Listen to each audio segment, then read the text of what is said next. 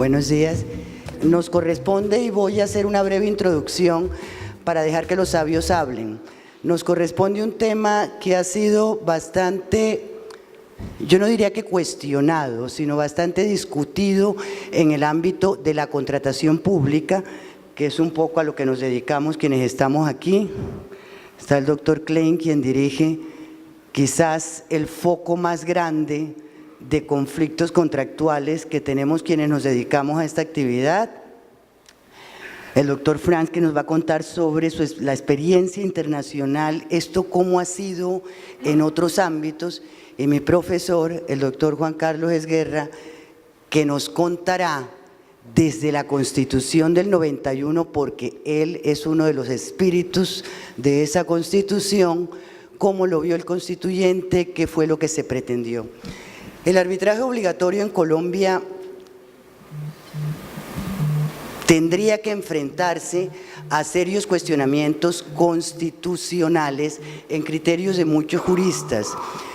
Sin embargo, cuando se expidió la Ley 80 QEPD, un poco lo que animaba al legislador en su momento en todo ese tejido normativo era el principio de celeridad, la complejidad de los conflictos contractuales o de las controversias contractuales que terminan en procesos judiciales, más que el objeto mismo de la controversia, reside en la mora. En la definición, no importa cuál ella sea. Nos quedamos, doctor Klein, a veces enredados en aspectos que pueden ser solubles de una manera expedita, y eso realmente es lo que genera el conflicto grave, eso es lo que agrava la situación. ¿Qué quiso el legislador en su momento? La Ley 80 lo que quiso, y quizás consciente, nos dirá el doctor Esguerra, que no podía imponerlo, lo que hizo, a mi modo de ver, fue imponerlo a su manera, imponiendo a las entidades estatales, que son las que tienen desde el inicio de la contratación la carga tanto de la confección de lo que es la estructura misma del contrato, como como la definición del clausulado de aquello que muchos llaman el contrato de adhesión. La Ley 80 prohibió prohibir, pero hay muchas maneras de prohibir en cualquier estado relacional. Prohibir es cuando se niega una solicitud de inclusión de una cláusula compromisoria en un contrato estatal. Prohibir es sacar una minuta de un contrato que está inserta en la licitación y dice documentos del contrato, minuta del contrato, los pliegos de condiciones, que no tiene la cláusula compromisoria. Tendrá derecho la parte privada a exigir a la entidad la inclusión de esa cláusula compromisoria, y vuelvo al punto, si esa fue la normativa que tuvimos en la Ley 80, que hoy pareciera estar derogada, me dirán los expertos si es que todavía aplica el principio, porque la 1503 no la reprodujo, porque hay derogatoria expresa del artículo 68 y del artículo 69. Sin embargo, esos principios que allí se consignaron tienen que ver con la actividad administrativa misma y con esos principios constitucionales de los que nos hablará el doctor Esguerra, a ver si es que hoy están derogados o si ayer alguna vez funcionaron. La temática, salvo mejor opinión de quienes me acompañan en este panel, que desarrollaremos o trataremos de desarrollar, yo quisiera restringirla a los siguientes temas. El primero de ellos, obviamente, si la Constitución política, si desde la Constitución existe posibilidad legislativa de imposición del arbitraje obligatorio. Desde la perspectiva internacional, ¿cómo ha sido? El caso más próximo que tenemos en Colombia es el caso peruano, pero en el caso peruano hay instrucción constituyente, porque la Constitución permite, es más, lo ordena, que se incluyan los arbitramentos en este tipo de controversias contractuales. ¿Cómo es el tema en Europa? Miramos siempre a Europa y conocemos poco de cómo se ha desarrollado el tema allá.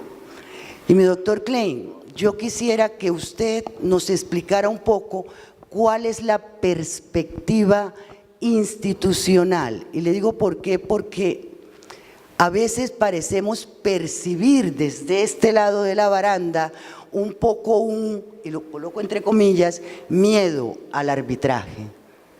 ¿Por qué? En alguna época, y cuando el arbitraje se puso de moda, que fue con la Ley 80 de 1993, ahí fue donde realmente se puso de moda el arbitraje en nuestra área o en nuestro sector, percibíamos miedo porque entendíamos que el Estado terminaba casi siempre condenado. Yo me aparto de esa posición porque eso realmente no es así. El Estado se defiende y se defiende bien, y las controversias contractuales se definen por pruebas y tenemos árbitros de primera línea. ¿Hay miedo al arbitraje? ¿Por qué se excluyen en algunos casos? Y tenemos casos muy sonados hoy en el país donde grandes proyectos carecen de cláusula compromisoria. ¿Es acaso la desconfianza al sector privado fallando? Eso desde la perspectiva institucional. Y algo que pareciera estar muy olvidado, a lo que también quisiera que ustedes se refirieran, que es el arbitraje técnico. En nuestro campo, la mayoría de los conflictos surgen no de interpretaciones o de conflictos o enfrentamientos jurídicos, sino definitivamente técnicos. Vemos que la complejidad de la ejecución de una obra, que es a lo que más nos dedicamos, reside en aquella interpretación que quienes saben de eso, que son los ingenieros, le dan al clausulado contractual, a los anexos técnicos, a las estipulaciones en campo. Sin embargo, cuando ello trasciende, pretendemos que el fallo sea jurídico y el juez en muchos casos está atado por el derecho para resolver realmente la controversia. En esa perspectiva yo quisiera darle primero la palabra a mi espíritu constituyente y mi profesor, el doctor Esguerra, a que nos cuente cómo fue eso, cómo lo vieron desde la Constitución y cómo ve usted hoy la posibilidad legal de imponer el arbitraje de modo obligatorio en contrataciones. Muchas gracias, querida doctora Patricia. Me complace y me honra mucho estar en la compañía de mis ilustres colegas. Agradezco a la Cámara de Comercio la invitación que me formuló para participar en este simposio y expreso mi complacencia. Casi que habría que hacerlo en los términos en que solía expresarla el presidente López Pumarejo, cuando decía cuántas caras conocidas, cuántas caras amigas, cuántas caras liberales. Y así comenzaba él sus discursos. Debo decir exactamente lo mismo. Muchas gracias. Voy a referirme a algunos aspectos puntuales porque sobre este tema habría muchísimas cosas que decir. Primero, sí o no al arbitraje obligatorio y sí o no al arbitraje obligatorio en materia administrativa, signo de interrogación. La respuesta primera tendría que ser: hoy la Constitución no permite tal cosa. Es decir, hoy la Constitución, la interpretación que habría que dar y que suele darse del artículo 116 de la Constitución no abre la posibilidad de que una ley, por ejemplo, instituyera el arbitraje obligatorio para resolver controversias como las que ha mencionado la doctora Patricia o controversias que pudieran darse en el ámbito del derecho administrativo. Eso requeriría, por supuesto, una reforma constitucional que no es imposible, reforma constitucional que inclusive muy posiblemente sea deseable y que creo que vamos a tener que abordar más temprano que tarde. No puede seguir ocurriendo que los procesos de que estamos hablando, en las maravillosas manos de la jurisdicción de lo contencioso administrativo, por supuesto, se tarden como suelen tardarse hoy, más menos 10 años, y si me equivoco es porque me quedo corto en los 10 años que duran esas controversias. Eso no es justicia. si la justicia se demora en llegar más de 10 años. Entonces, una fórmula alternativa para resolver algunos problemas es la de utilizar el arbitraje. Ahora, para eso se requeriría una reforma constitucional que estableciera que en determinados casos es obligatorio que haya o que se acuda a la institución del arbitraje. Para esos efectos es necesario además superar atavismos culturales y atavismos jurídicos que existen entre nosotros y que a mi modo de ver son inexplicables. Uno, lo decía la doctora Patricia, la desconfianza que le tienen las entidades públicas al arbitraje, como si en el arbitraje estuviera íncito algún mal natural que hiciera que allí no se va a administrar justicia. Hay quienes además aplican equivocadamente unas estadísticas para decir es que cada vez que hay arbitraje el Estado pierde porque pierde en tal porcentaje de los casos. Primero, eso no es cierto. No es cierto que en los términos matemáticos de las estadísticas pierda más veces el Estado, y si fuere cierto es simplemente porque no tiene razón, porque se le dijo que estaba equivocado en un determinado caso. Yo estoy absolutamente convencido y basta con mirar alrededor a esas mismas caras amigas, caras conocidas y caras liberales a las que me refería antes para saber que estaría en inmejorables manos la decisión de este tipo de procesos, no cabe la menor duda. Ahora, también sería necesario que la legislación colombiana, y aquí adiciono a la legislación colombiana la jurisprudencia, viera con mayor benevolencia y con menos recelo, un recelo que además, en mi opinión, y lo digo con todo respeto, es absolutamente antijurídico, una posición que ha sido tradicional entre nosotros. Los árbitros no pueden pronunciarse en ningún caso sobre actos administrativos, ni siquiera en el marco de los contratos. ¿Por qué? Los árbitros no están facultados para eso porque los árbitros son particulares. Pues sí, son particulares, pero la propia Constitución dice que son particulares investidos de función jurisdiccional, lo que significa decir que transitoriamente esos particulares son tan titulares de la función jurisdiccional como lo son los jueces ordinarios y los jueces contenciosos administrativos. Los jueces contenciosos administrativos también son particulares, investidos de una función jurisdiccional que les dura 8 años, en el caso de los árbitros un tanto menos, aunque a veces también puede uno acercarse a los 8 años en el caso de ciertos tribunales de arbitraje. Bien, pero en todo caso, nada se opone, en mi opinión, a que pueda haber dentro de esa institución de la función jurisdiccional, en cabeza de un particular, transitoriamente, la posibilidad de hacer un pronunciamiento respecto de si es jurídico o antijurídico un acto administrativo. Yo inclusive lo diría en general, pero mucho más concretamente en el caso de los contratos administrativos. Nada se opone a eso. Ahora, la desconfianza que existe entre nosotros y que habría que superar se refiere también a cómo se integra el tribunal arbitral. Deben incorporarse, debe pactarse la cláusula compromisoria en el contrato, debe celebrarse un pacto arbitral solo cuando ha surgido la controversia. Los árbitros pueden designarse con anticipación, deben designarse posteriormente. Sobre todo esto ha habido pronunciamientos del legislador y pronunciamientos de la jurisprudencia en distintos casos. No existe, mal podría existir, una decisión rotunda sobre ese particular, pero no hay sino expresiones de total y absoluta desconfianza. Ha habido casos de procuradores generales de la Nación que quisieron que se prohibiera el pacto de una cláusula compromisoria o de un pacto arbitral en un contrato estatal, porque además sostenía que el arbitraje no es cosa distinta de una institución creada con el propósito de que unos particulares se enriquezcan.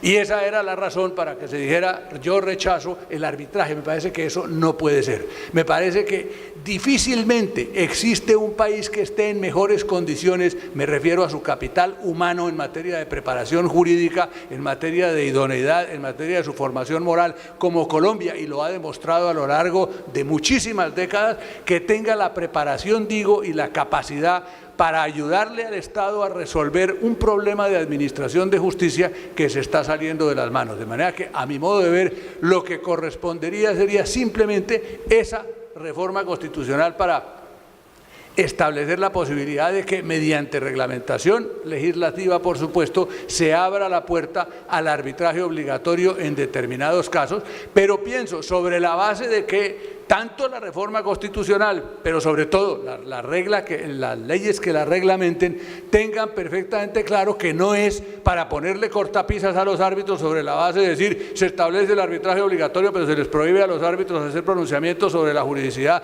de los actos administrativos, se les prohíbe A o se les prohíbe B o se les prohíbe C, se les atribuye una función jurisdiccional, se les da la confianza que corresponde y a partir de ahí el asunto debe ser resuelto con aplicación de las leyes, las que existen hoy y las que sea necesario expedir con el propósito de complementar este asunto. Esto diría yo en primer término. Muchas gracias. Muchas gracias, doctor Esguerra. Doctor Klein, el doctor Esguerra ha tocado dos puntos que me parecen bastante sensibles desde la perspectiva estatal. Primero, ese miedo que percibimos, como digo, desde este lado de la baranda, en las entidades del Estado de accesar a tribunales de arbitramiento. En muchos casos, el pacto compromisorio se vuelve un elemento de negociación en el contrato. Te doy el pacto compromisorio sí, solo si tú me das, ¿no? Entonces, ese es un tema que yo quisiera ver desde la perspectiva estatal, cómo lo estamos tomando. ¿Eso es cierto? ¿Es cierta nuestra percepción? Eso, ¿cómo lo toman ustedes? Y lo otro es, otro tema que toca el doctor Esguerra u otra lista que toma, que es la idoneidad de los árbitros. Yo, doctor Esguerra, estaría de acuerdo con usted, pero a mí me preocupa mucho la imposición desde la Presidencia de la República, para decirlo abiertamente, a las entidades estatales nacionales de listas de árbitros, con lo cual se está coartando no solamente el principio constitucional de aquello que ustedes, los que saben, llaman la autonomía de la voluntad, sino que se olvidan que a uno, como privado, de la calle, no le es oponible, con lo cual terminamos siempre en un tema, y tengo a miembros de la Cámara de Comercio, de la Junta Directiva de la Cámara de Comercio enfrente, en un tema que siempre estamos peleando, que es la idoneidad de los árbitros que nos ven nuestros contratos. Contrato estatal es un contrato especial, y no porque sea contrato, sino por su objeto.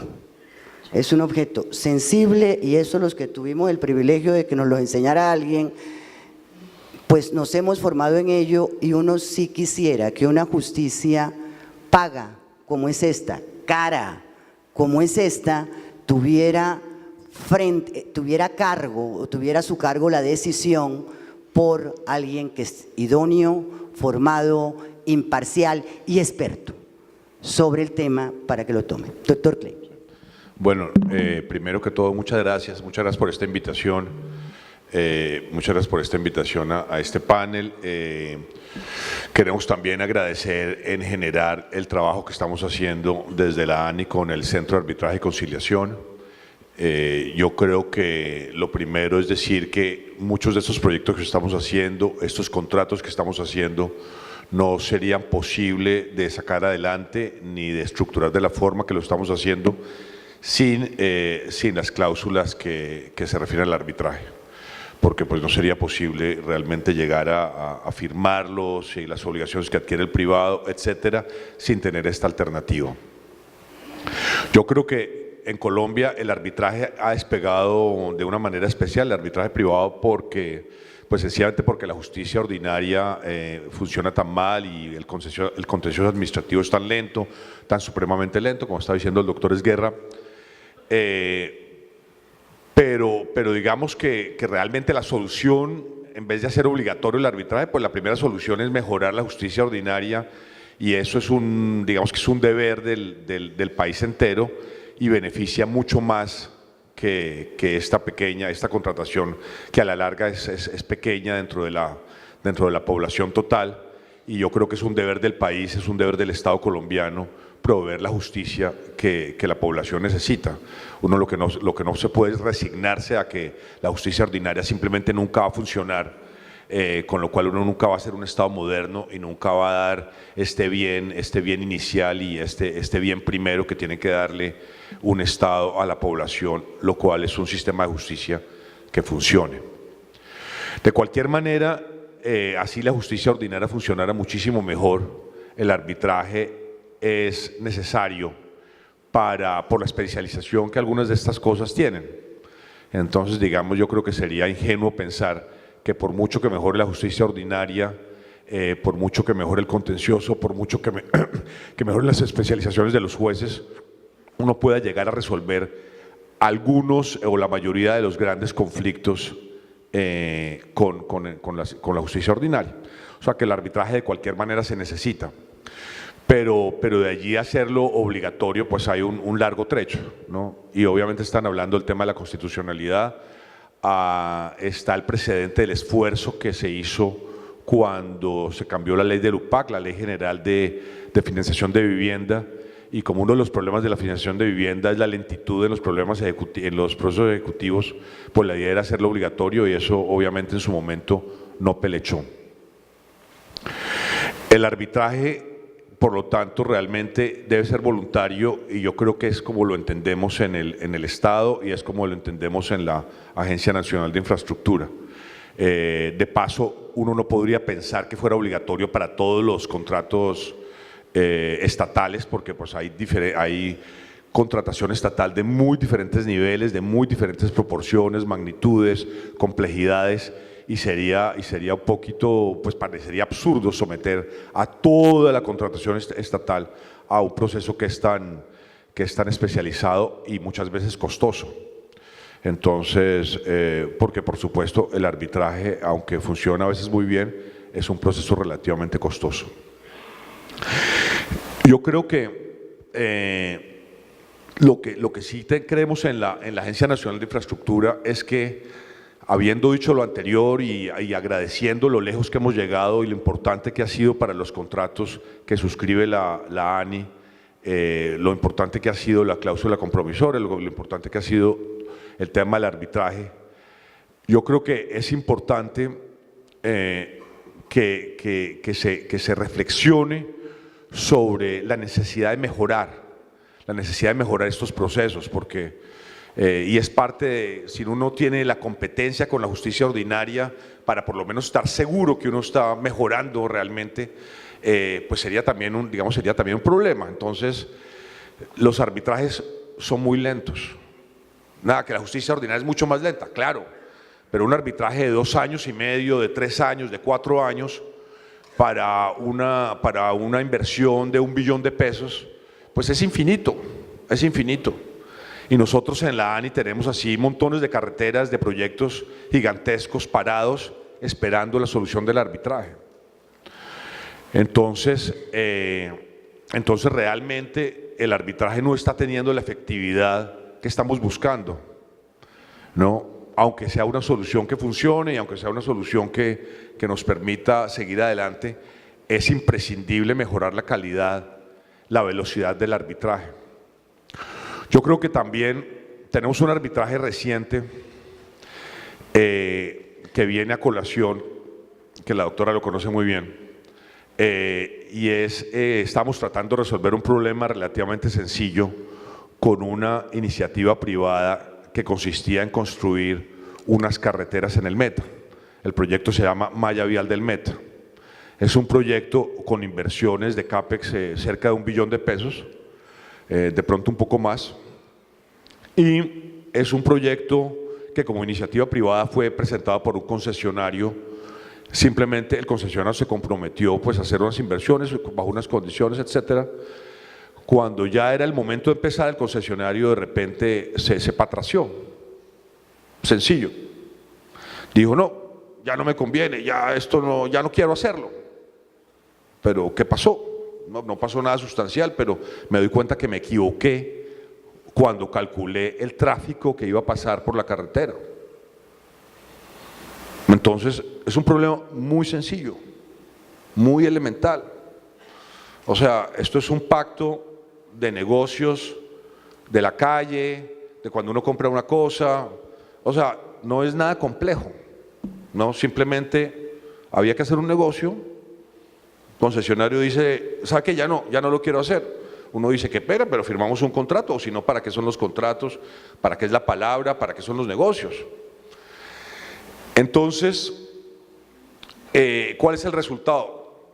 El concesionario va a un arbitraje el arbitraje se demora 2 o 3 años, la carretera está parada, el país no recibe los beneficios de la carretera que pensaba que había contratado, tenemos presiones políticas en todo el Meta, en Villavicencio, esto se suma a los problemas de la carretera que baja de Bogotá a Villavicencio, y todo esto esperando el arbitraje para un tema que era muy sencillo y que realmente debería haberse podido solucionar de una forma directa entre personas de negocios.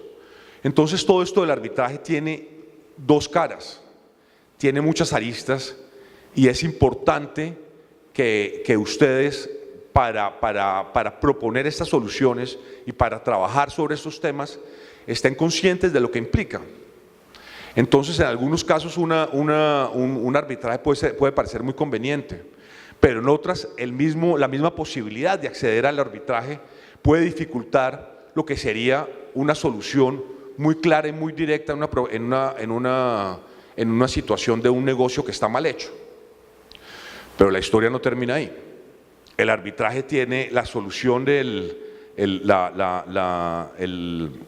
fallo del arbitraje tiene miles de páginas, una cosa de este tamaño, ¿no?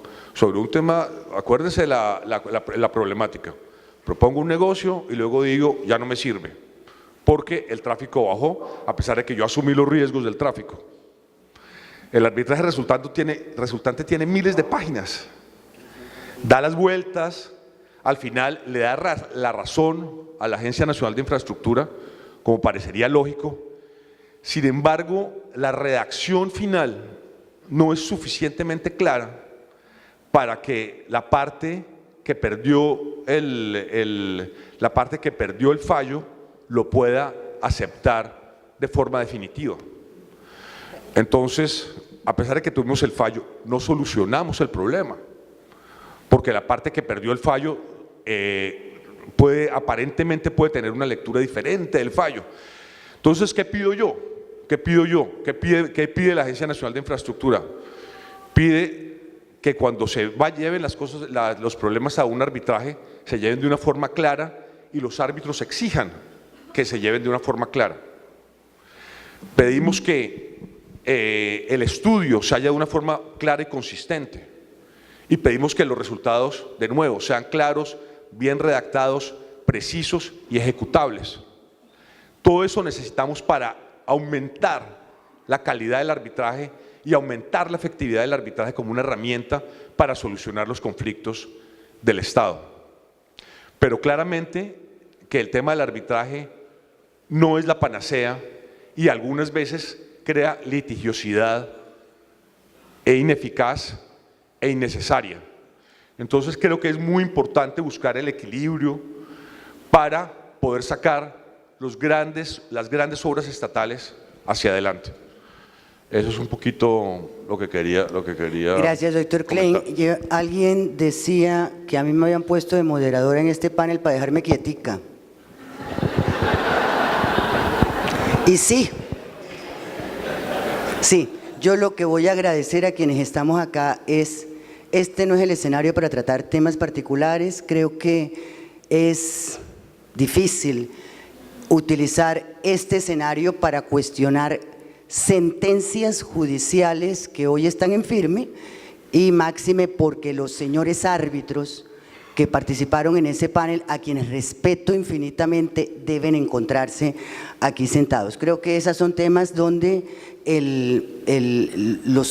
las acciones que podamos tener los abogados debemos utilizarlas. Usted no es abogado y entiendo cómo, quizás por eso lo está poniendo de presente, debemos utilizarlas en los escenarios que deben ser. Lo que sí no me puedo quedar callada, pena, no. Déjeme leer. No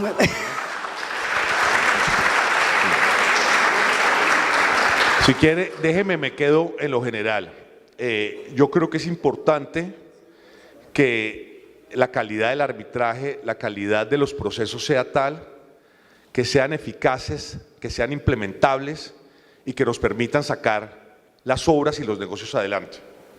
Y yo creo que nos podemos quedar en eso, estaba usando un ejemplo concreto porque creo que es la forma ilustrativa de entender y de transmitir el mensaje. Pero por supuesto que podemos dejarlo en el tema general. Gracias, doctor Klein, pero sí tengo que decirle dos cositas. Uno, siempre decimos los litigantes que el laudo es muy bueno cuando uno se levanta y no sabe quién ganó y quién perdió. Usted dice que usted ganó, yo digo que yo gané. Entonces ahí, eso lo hablamos en su oficina. Y dos, es lamentable que, y es una posición profesional mía, que se pretenda, porque ese escenario que usted describe es cierto en la medida en que las entidades muchas veces esperan que el juez lo sustituya.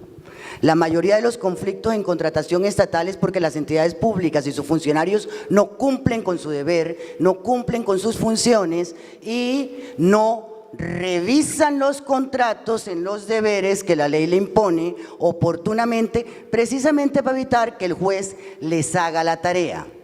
Pero bueno, eso será un aspecto que debemos de verdad implementar en los escenarios que están dispuestos institucionalmente a ese efecto. Ahorita quisiera que nos contara, doctor Franz, bienvenido, y cuéntenos eso cómo sucede cuando uno necesita traducción simultánea, eso cómo es allá del otro lado del mar. Muchas gracias y gracias por la invitación al Centro de Arbitraje. Yo creo que después de este debate es idóneo y perfecto que la persona que hable ahora sea un suizo, neutro, extranjero, que no tiene ni idea de lo que está pasando en Colombia. Diciendo eso, tengo la ventaja de que soy medio suizo, medio peruano, y desde luego nací en Bogotá hace unos 50 años. Así que tengo la ventaja de ver ambos mundos y ambas maneras de ver toda esta problemática. De un punto de vista europeo, en cuanto al arbitraje sobre temas de contratos públicos, somos tercermundistas. Es decir, no existe. En Suiza no existe. En Francia existe, pero muy dificultosamente, muy complicado. Ni quiero hablar de lo que es la situación en el Medio Oriente, les puedo dar todos los detalles donde simplemente está prohibido. Y si usted quiere ejecutar un laudo en Siria, que de un contrato entre una entidad pública y un privado, no va a ser ejecutable. Sin en cambio, yo creo que hay razones para esto, ¿no? Mirando de un punto más fenomenológico, ¿qué son los diferentes factores que estamos aquí analizando? El primer factor es el aspecto político, la protección de la soberanía de un país, y particularmente en el arbitraje internacional. Cuando se entra en este debate, no solo se trata de si se quiere regular un contrato administrativo, sino también que un juez o un árbitro internacional pueda decidir sobre temas de importancia política. Dos, obviamente, intereses económicos, y probablemente una de las razones por las cuales en Suiza o en Alemania o a lo mejor en Francia no existe el arbitraje de temas de contratación es porque el Estado o las entidades públicas tienen acceso a capital y no necesitan abrir el mercado, no necesitan atraer a inversionistas privados, sean extranjeros o domésticos, y por lo tanto no tienen que ofrecer el arbitraje como un factor atractivo para que entre capital. Yo creo que eso es muy importante. Y tercero, es la percepción de las entidades de la función pública. Como lo decía usted antes, ¿la función pública es algo que hay que proteger o hay que tratar al Estado como un player más, igual que un privado? Y ahí también lo que es importante es la sofisticación de las entidades administrativas. Particularmente, por ejemplo, en Francia, también en España o en Latinoamérica, en el Brasil, hay toda una tradición de los funcionarios públicos. Es más, por ejemplo, en Francia, la justicia administrativa es una justicia separada, son tribunales especializados, que obviamente son gente muy profesionales, que van a guardar celosamente su competencia. Así que son esos tres factores que uno hay que ver.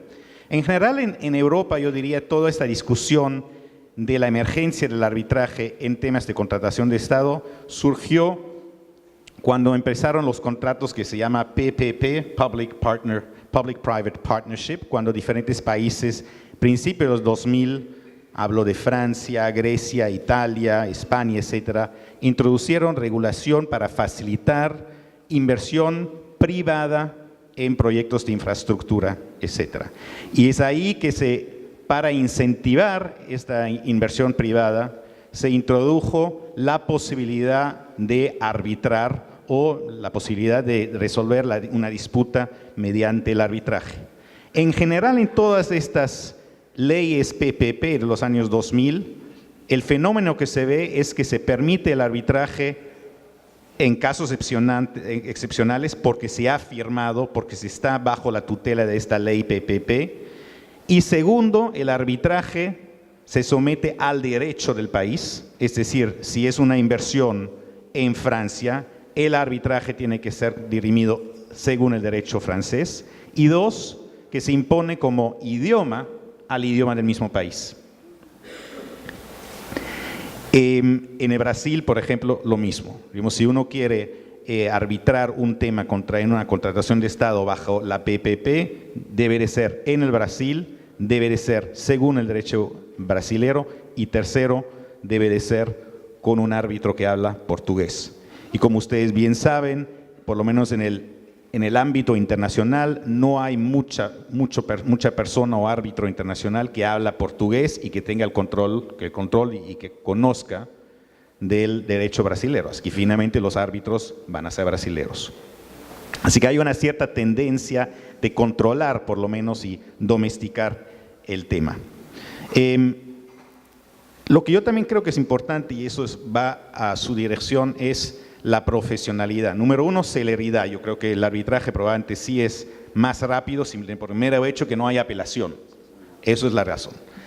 En cuanto a profesionalidad, hay toda una discusión. Ahí entro en el tema, una crítica que se hace en el Perú ahora mismo. Si uno, por ejemplo, en Francia o en España o en el Brasil, el país ya dispone de jueces hiperespecializados en temas de derecho administrativo, no se requiere a un profesional, no se requiere a un árbitro que a lo mejor tiene conocimientos. Si se tiene ese tipo de funcionario especializado, ¿ya? Así que la ventaja del arbitraje, que venga una persona que tenga un conocimiento más sofisticado del derecho o del comercio internacional, si se quiere, lo que es la justificación del arbitraje internacional, a lo mejor no juega en temas administrativos si uno tiene un cuerpo adjudicativo con profesionales que conocen el tema.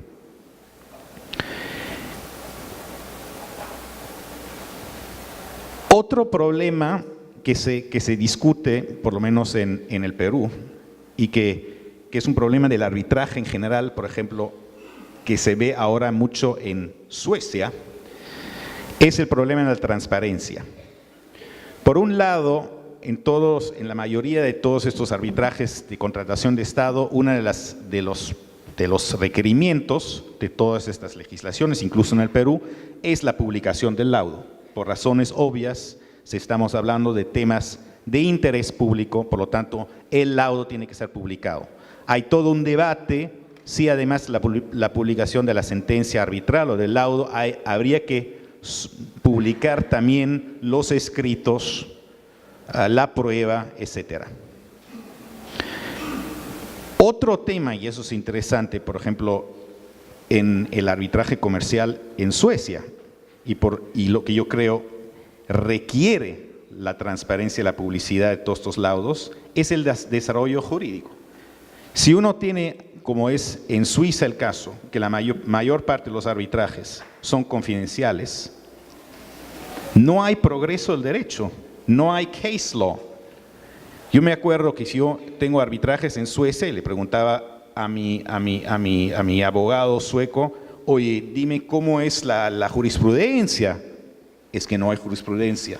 ¿Cómo que no hay jurisprudencia? No, porque la jurisprudencia que existe es arbitral y es confidencial. Así que lo único que tenemos es doctrina. Y por ese punto de vista es importantísimo, si se hace el arbitraje de contratación de Estado, de requerir la transparencia, no solo para que estos actos sean públicos, sino que también el derecho pueda desarrollarse.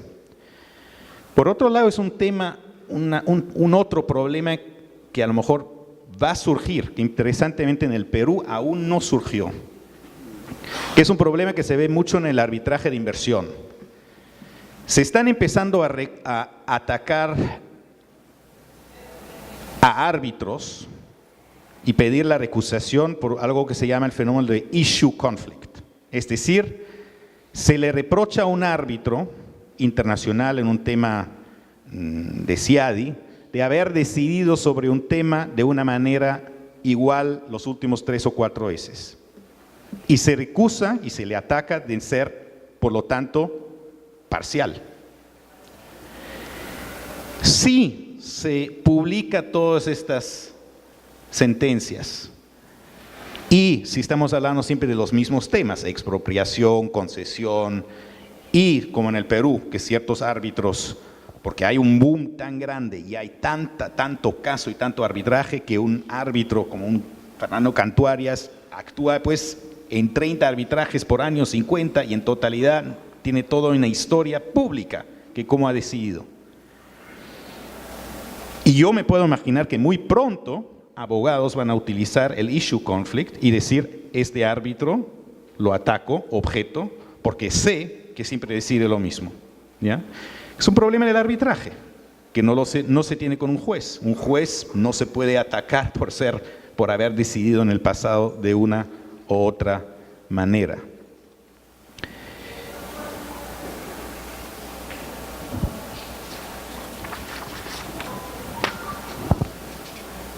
Último punto, a lo mejor en cuanto al fenómeno peruano, y con eso digo, no soy abogado peruano, lo único que soy ciudadano peruano, así que no hablo de conocimiento personal, pero obviamente en el Perú también han surgido el tema de la corrupción, que hemos oído en el último panel, temas de Odebrecht y problemas de Odebrecht graves.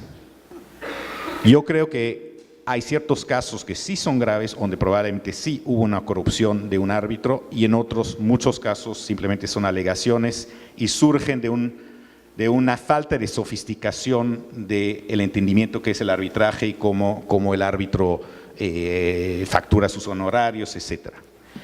Pero el debate en el Perú es si se hace un arbitraje obligatorio, si es una buena idea de hacerlo ad hoc.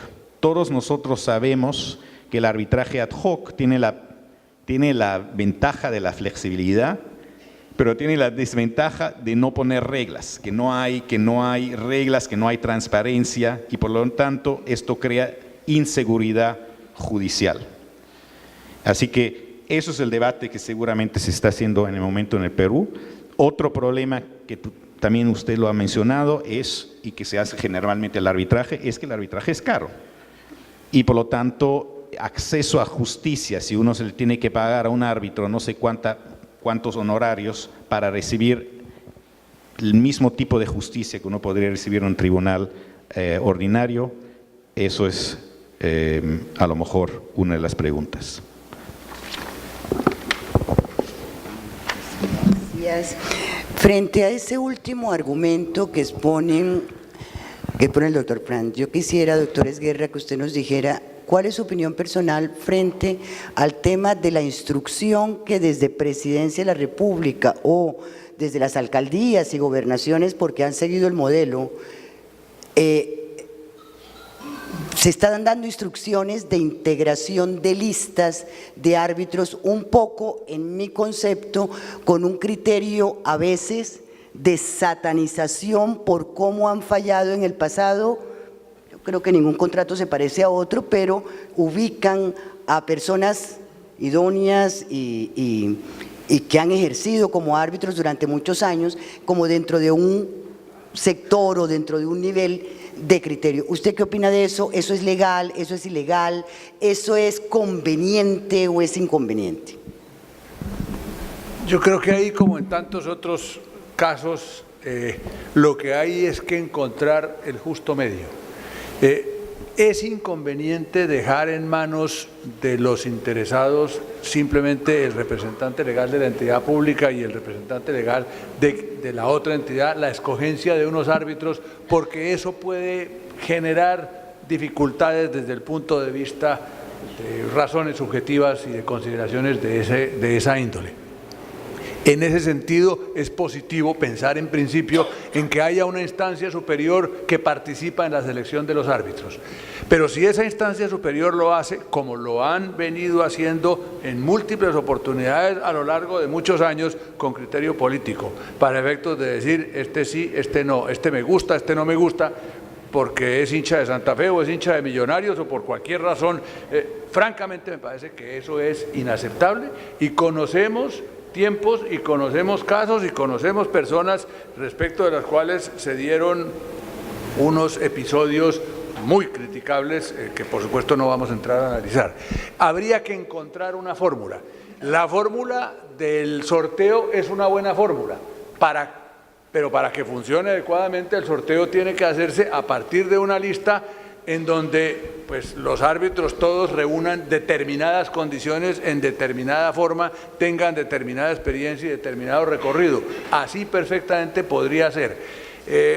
Pero al mismo tiempo todos esos ensayos que se han intentado han mostrado que tienen inconvenientes de una y de otra índole. Pero lo fundamental, poner la credibilidad, hacer confianza en la institución del arbitraje, hacer confianza en la institución de los centros de arbitraje, hacer confianza en las listas que han venido elaborando los centros de arbitraje, que los centros de arbitraje sean particularmente cuidadosos a la hora de revisar y de elaborar sus propias listas, que sean particularmente estrictos a la hora, por ejemplo, de sacar de las listas a personas que por una razón o por otra, conocidas todas ellas, no deberían estar allí. Me da mucha pena, pero eso debería ocurrir, y el día en que estén absolutamente depuradas las listas como deben estarlo, que simplemente se diga cualquiera de los que están en esta lista puede resultar escogido, seleccionado como árbitro porque nos inspira total y absoluta confianza. Es, como diría el título de una vieja ranchera, a lo que le tiro cuando sueño. Me parece que eso debe funcionar de esa forma, que sería lo razonable, que el nexo que se está estableciendo y de que nos hablaba el señor director de la ANI entre el Centro de Arbitraje de la Cámara de Comercio y la ANI podría conducir a esa situación. Veamos cómo con la ayuda, ahí sí una especie maravillosa de APP, de alianza público-privada entre ustedes y nosotros, se encuentra una fórmula que permita que todos quedemos tranquilos a la hora de la selección de unos árbitros y que no haya ni criterios políticos, ni consideraciones subjetivas, ni amiguismos que estén teniendo efectos en eso. Creo que eso ayudaría a resolver el problema. Pero repito, es, desde mi punto de vista, un sueño. A eso le respondo yo con el título de otra ranchera, si nos dejan. Porque es que doctora Patricia, yo quisiera tratar ese tema.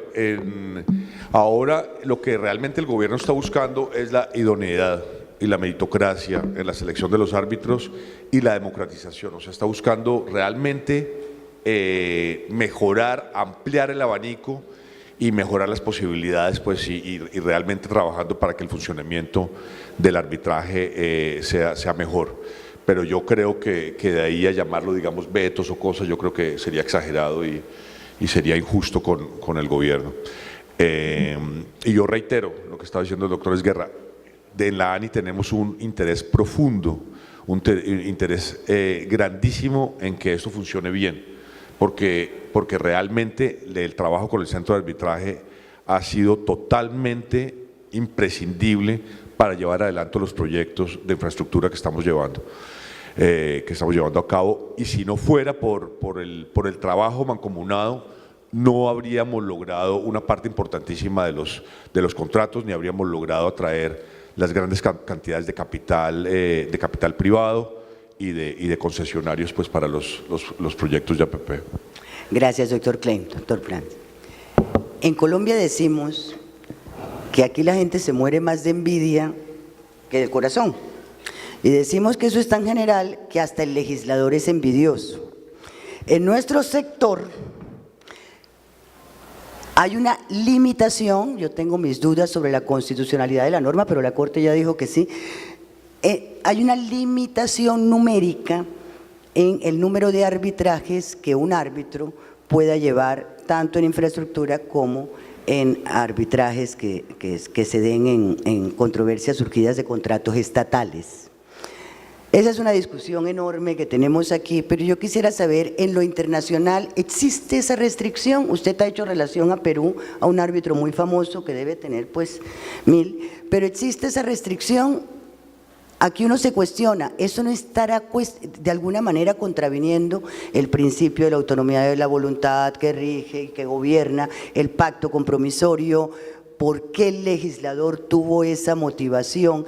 Especialmente como cuando dice el doctor Klein, los esfuerzos son cada vez mayores en tener gente idónea y gente experta y desafortunadamente no son tantos. ¿Eso se da?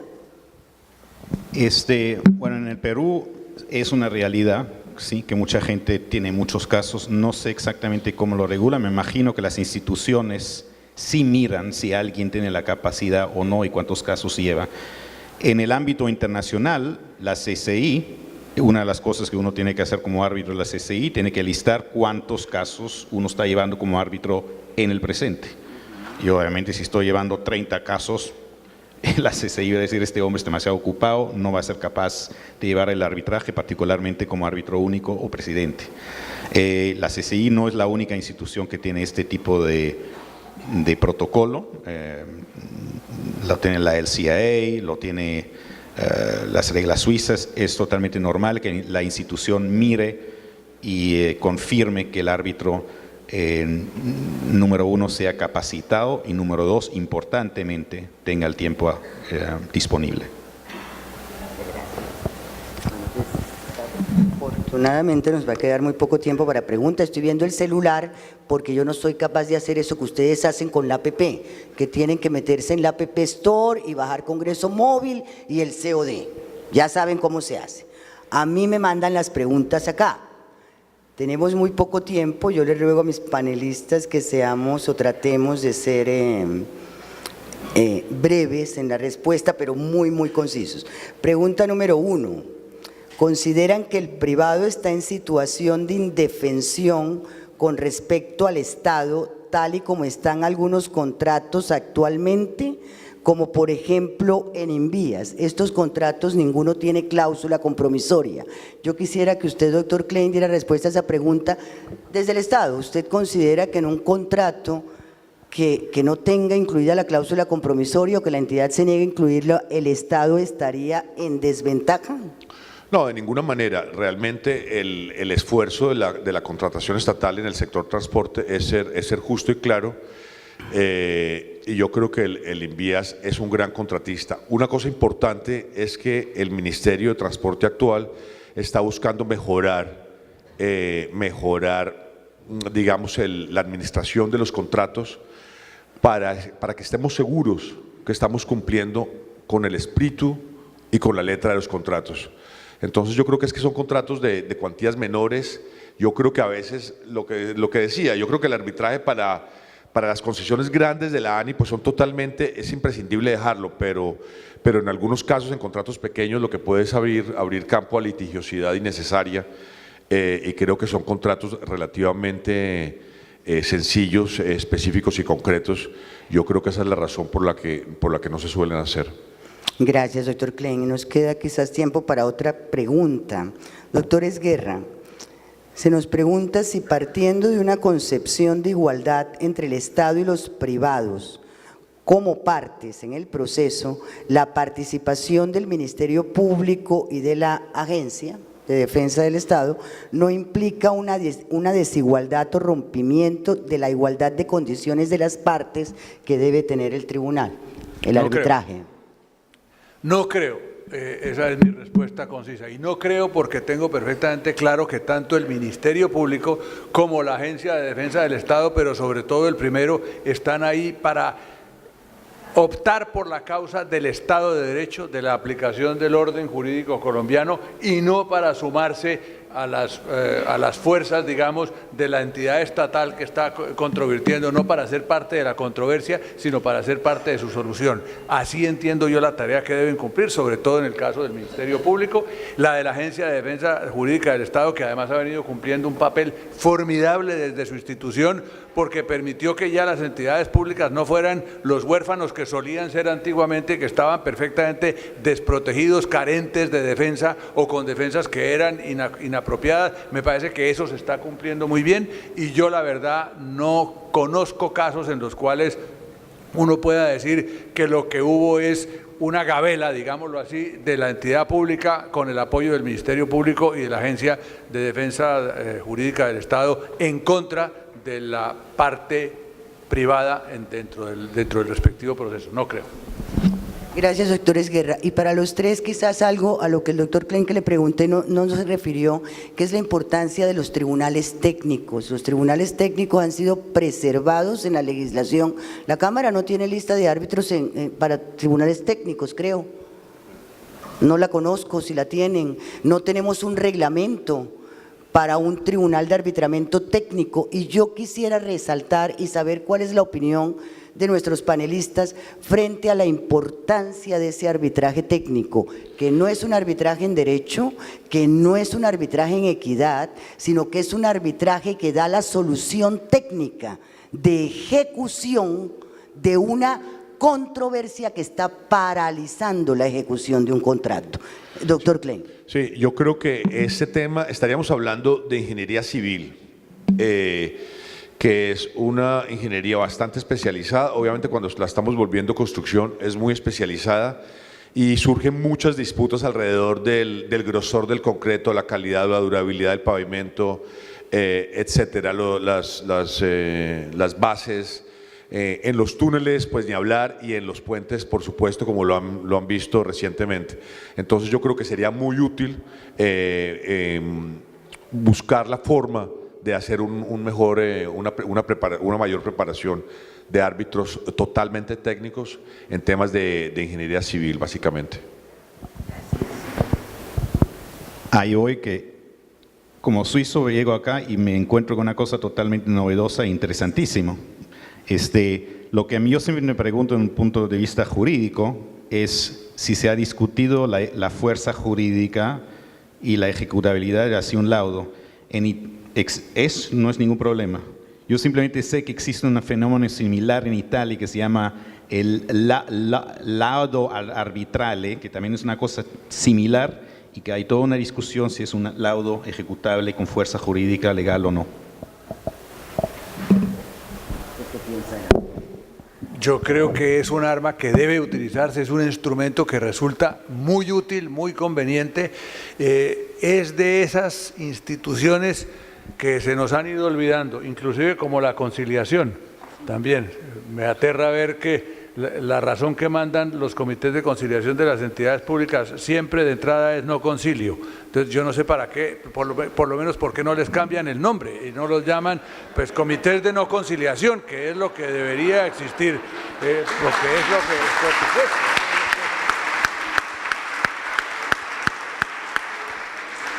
Esto para decir, por la vía de la conciliación, como por la vía del arbitraje técnico y de otros mecanismos de solución de conflictos, se evitarían muchísimos conflictos eternos de aquellos que con sobrada razón le duelen al doctor Klein y nos duelen a los colombianos. Muchísimas gracias. Terminamos un minuto antes, parece mentira. Muchísimas gracias a todos.